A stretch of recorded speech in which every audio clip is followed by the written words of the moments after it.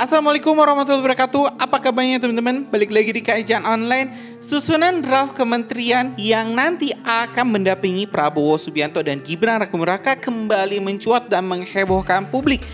Bagaimana tidak teman-teman, banyak sekali nama-nama menteri yang kita tidak duga-duga ternyata masuk, dan juga beberapa menteri yang memang kiprahnya bagus di era Pak Jokowi seperti Ibu Retno Marsudi, Ibu Menteri Keuangan Sri Mulyani tidak terlihat masuk dalam bursa Menteri Prabowo Subianto.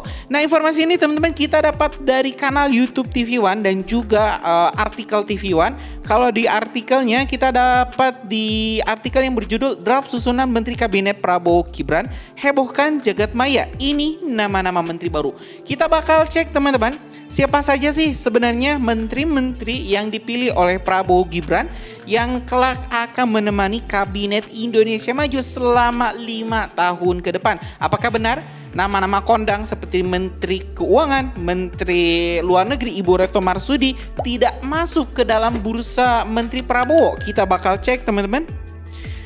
Dilansir dari TV One News, heboh soal draft susunan Menteri Kabinet Pemerintahan Prabowo Gibran di media sosial. Sejumlah nama tokoh politik nasional seperti Sufmi Dasko Ahmad hingga Bahlil Lahadalia termasuk dalam draft nama-nama menteri Kabinet Prabowo Gibran tersebut. Menanggapi hal tersebut, Sekretaris Jenderal Partai Gerindra Ahmad menjawab soal susunan Kabinet Presiden dan Wakil Presiden RI Prabowo Subianto Gibran Rakamuraka yang beredar di media sosial. Muzani yang ditemui usai pembukaan Rapimnas Gerindra di Padepokan Garuda Yaksa, Hambalang, Kabupaten Bogor, Jawa Barat tidak membantah juga tidak membenarkan susunan kabinet yang beredar tersebut. Menurutnya, penempatan menteri pada pemerintahan periode 2024-2029 merupakan hak prerogatif Ketua Umum Partai Gerindra, Prabowo Subianto, selaku Presiden terpilih. Saya tidak begitu paham apakah valid atau tidak, karena itu hak prerogatif Pak Prabowo, ujar Muzani pada tanggal 30 Agustus 2024 lalu. Ya teman-teman, kalau kita lihat dulu dari artikel di halaman pertama di TV One ini Pak Ahmad Muzani rupanya telah memberikan sebuah clue bahwa draft yang beredar di kalangan masyarakat kali ini tidak sepenuhnya salah dan mungkin sudah mendekati 90% kebenarannya.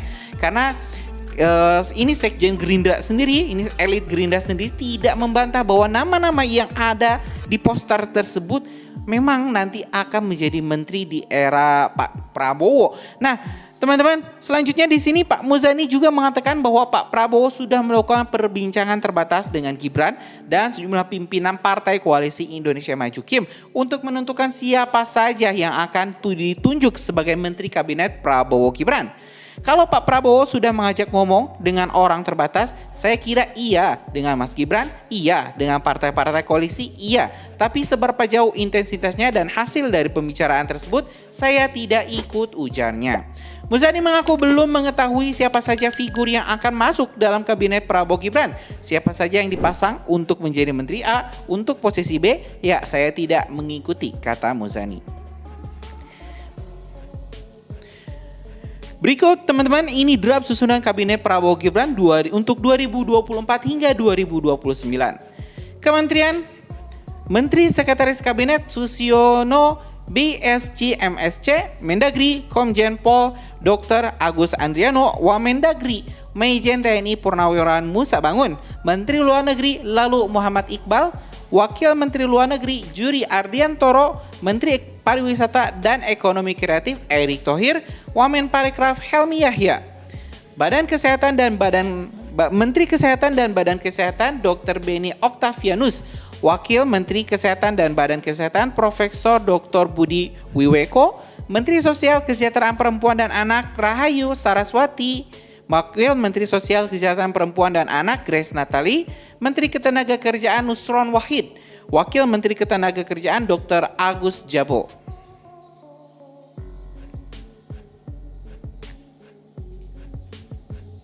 Menteri Perekonomian Airlangga Hartarto, Menteri Bidang Energi, Investasi dan Lingkungan Hidup Hatta Rajasa, Menko Polhukam Tito Karnavian, Menteri Pertahanan dan Koordinator Pangan Gizi dan Kesehatan Masyarakat Letnan Jenderal Purnawirawan Glenn Kairupan, Wakil Menteri Pertahanan Profesor Jimmy Asyidiki, Mensesnek Haji Ahmad Muzani, Wamensesnek Dr. Negara Patria, Menteri Riset dan Kepala BRIN Laksamana Masya TNI Purnawirawan Amrullah Oktavian, Menteri Perindustrian Silmi Karim, Wakil Menteri Perindustrian Haris Ruli Moti, Menteri Energi dan Sumber Daya Mineral Insinyur Rauf Purnama, Wakil Menteri Energi dan Wakil Sumber Daya Mineral Profesor Dr. Oki Moraza, Menteri PUPR Ridwan Kamil disematkan.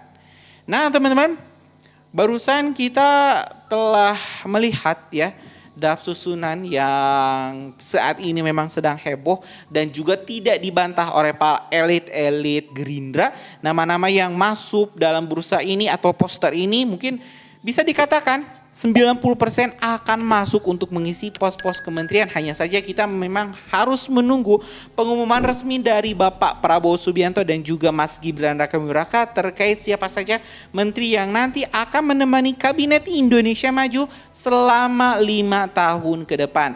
Yang jelas teman-teman, nama-nama menteri-menteri kondang ya seperti Menteri PUPR Basuki Haji Mulyono, Menteri Keuangan Ibu Sri Mulyani, Menteri Luar Negeri Bu Retno Marsudi tidak terlihat sama sekali masuk dalam bursa tersebut.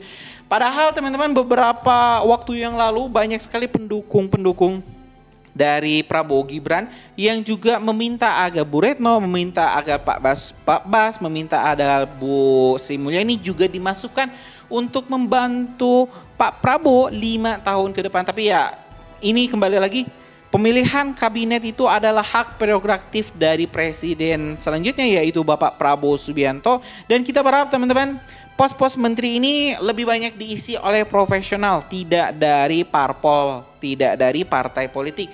Ya jelas teman-teman, kalau misalnya pos menteri diisi oleh orang profesional, maka ini bisa lebih maksimal dalam memimpin kementeriannya. Tapi ya jelas teman-teman, masih tetap harus ada pos menteri yang diisi oleh orang-orang partai politik.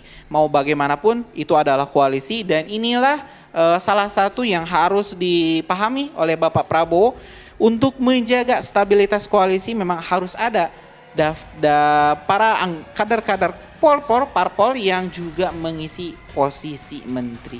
Mungkin itu teman-teman informasi kita hari ini. Terima kasih telah menyimak video informasi dari Kajian Online. Kita bakal upload video-video menarik lainnya di Kajian Online. Kalian subscribe dan nyalakan lonceng notifikasinya biar teman-teman gak ketinggalan informasi menarik lainnya di Kajian Online. Assalamualaikum warahmatullahi wabarakatuh.